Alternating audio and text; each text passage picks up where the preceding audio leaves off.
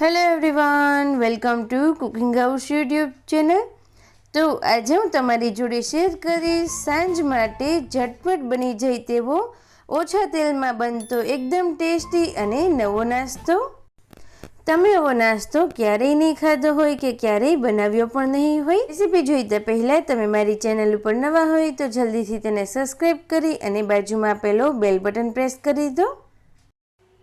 તેના માટે પહેલાં આપણે આ રીતેનું એક મિક્સિંગ બાઉલ લઈશું, જેમાં આપણે અડધા કપ જેટલું દહીં એડ કરીશું। જો તમારા ઘરમાં ખાટું દહીં અવેલેબલ હોય તો તેનો જ ઉપયોગ કરવો। હવે વિસ્કરની મદદથી પહેલાં તો આપણે દહીંને સરસ રીતે ફેટી લઈશું। ત્યારબાદ તેમાં આપણે 1 કપ જેટલો ચણાનો લોટ એડ કરીશું, એટલે કે દહીંથી ડબલ આપણે લોટ લેવાનો છે।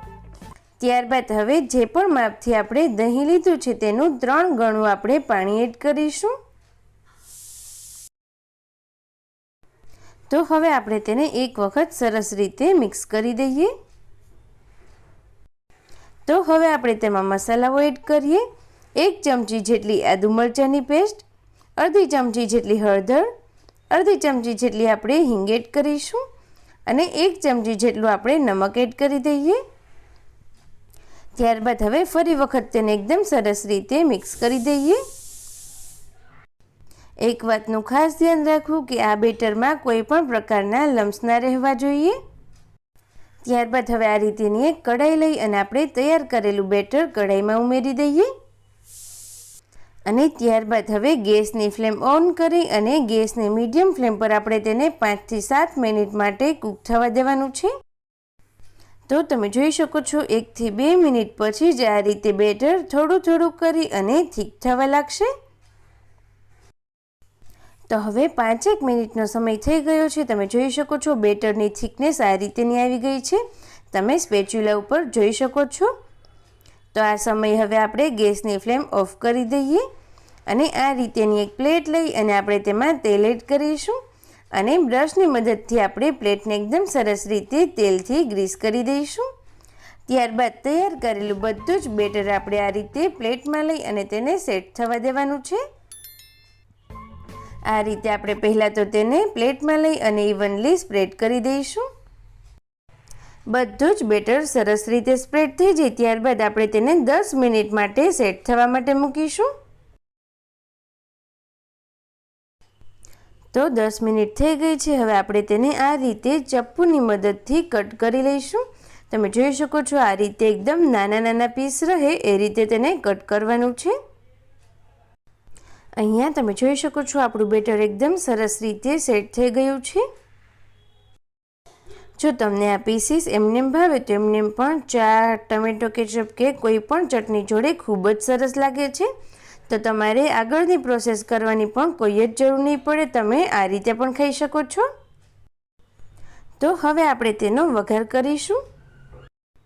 તેના માટે આ રીતેનું એક પેન લઈ અને તેમાં 2 મોટી ચમચી જેટલું તેલ ગરમ મૂકીશું। તેલ ગરમ થઈ જાય એટલે તેમાં અડધી ચમચી જેટલી રાઈ અને 4 થી 5 પાન ફ્રેશ લીમડાને એડ કરીશું। અડધી ચમચી જેટલી હિંગ એડ કરી અને ખૂબ જ સરસ એવો વઘાર તૈયાર થવા દેવાનો છે।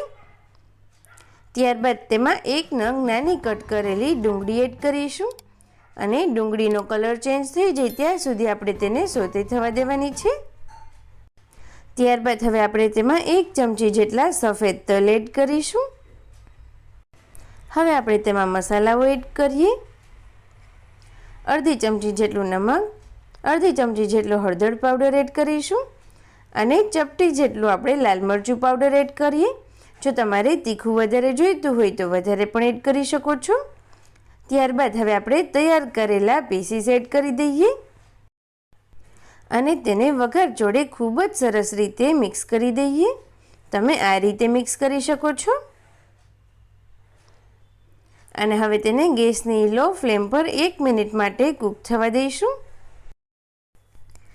તો હવે લાસ્ટમાં આપણે તેમાં ઉપરથી થોડું કોપરાનું છીણ અને કોથમરી એડ કરીશું, જેનાથી આ રેસીપીનો ટેસ્ટ ખૂબ જ સરસ લાગે છે।